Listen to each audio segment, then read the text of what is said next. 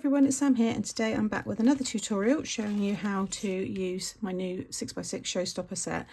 I've already shared this card using this stamp set, and today I'm going to make a card using this one here, and then the next two will be featuring these stamp sets. So I've got 4 new stamp sets which are really lovely. This, as I said in the first video, will go through your standard die machine, but it's right on the edge of the plate. So if you've got a larger machine, use it, but if you have only got your smaller machine, it will still go through, but you might have to run it through slightly on one side and then just pass it back through the other side just so it cuts evenly. These are all the dies that you get. So you get all your mats and layers there, and then these are your kind of connecting panels, your side panels. You can see you got that nice big space for any stamps that you might have. Now for this one we're going to do 2 of them. So I've already cut this one here. This is the design it gives you, which lots of you will recognise. So you want to cut it twice. So I've got this one here, and I'll just show you how to fold it in case you've not seen the first video. So you'll have 4 vertical score lines. Just fold them all both ways. This is a heavyweight cardstock. It's probably best to use a lighter weight, like a 230, but if you've got a heavyweight, as I'm doing here, you can use that as well. You're just going to have a bit more bulk because obviously it all folds under. And then you want to fold all of your diagonal. So every score line, basically, every one you see, you need to fold. Okay, and then you want to pinch down these pieces here so that this pops up, this square. These will both be valley folds, and as you push, if you put your hand down on this side, if you push that all over, and then you can push that all under. So with the heavy weight, you can see, you know, kind of the bulk there. But I mean, if one thing with the heavy weight, you really get a bounce with it. Next, you want to take the matte layers, which are inside here. So I'm using these square ones. You've got the matte and the layer. And we've done enough pieces so you can just run it through, cut all the mats in one go and cut all of the layers in one go. One there and one there. So you want to cut those so you've got the 4. And then the side panels, you just need to cut those yourself. And these are 1 1/4 by 5 3/4. So you can see that one's going to go there. So one side you want to stick it on the left and cover the 2. And then on the other side, oh, just realised I've cut the wrong pieces. It's those ones. You just want the large, just the large matte layer.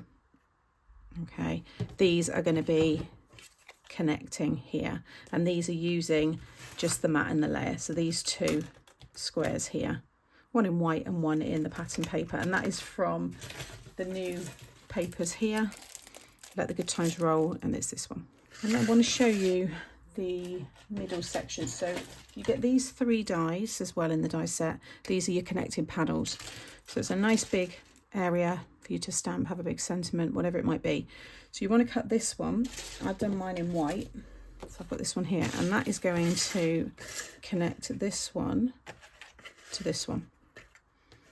Okay, then I've only used the matte layer. I haven't used the other layer to go on top, and I cut that again in white, and I've stamped and done a little bit of masking. I've stamped the lovely image of the ladies.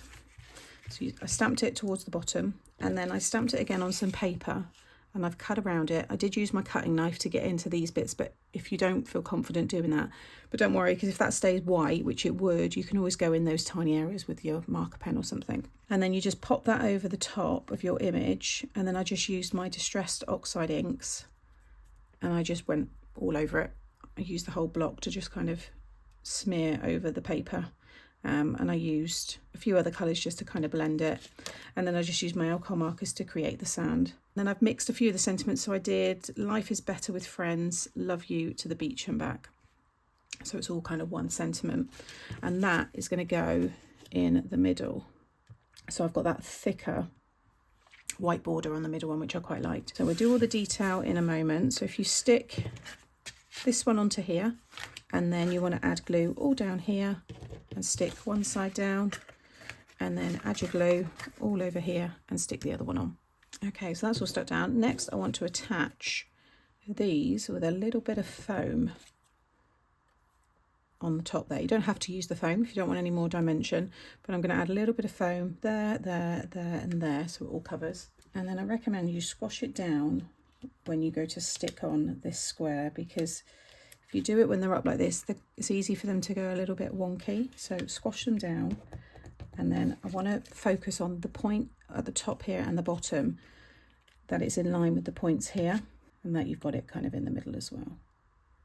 That looks about right for me. There we go. And just do the same with this side.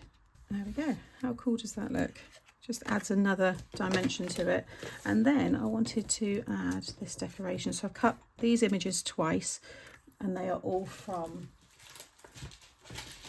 the Scene Builder set, this one here. So the umbrella, the ball, the beach bag, and I've done the glasses there as well. But I just wanted to mirror them, so I'm going to have those like so, and then beach ball on each side with the bag, and then the glass, something like that.